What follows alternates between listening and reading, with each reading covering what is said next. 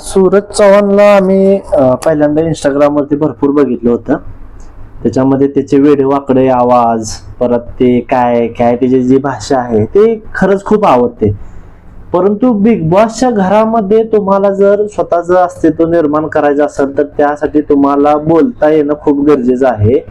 तुम्हाला इतर पार्टिसिपेंट जे असते त्यांच्यासोबतचं कॉन्व्हर्सेशन खूप गरजेचं आहे आणि तशी इन्व्हॉल्वमेंट आम्हाला सूरजची तर काही दिसत नाही. त्याच्यामुळं एखादा भावनिक होऊन आपण त्याला निवडून आपलं मत देणं किंवा त्याच्या हातामध्ये आपण बिग बॉसची ट्रॉफी हातात म्हणजे त्याच्या असं हे करणं, मला वाटत नाही की सूरज चव्हाण बिग बॉसची ट्रॉफी डिझर्व करतो.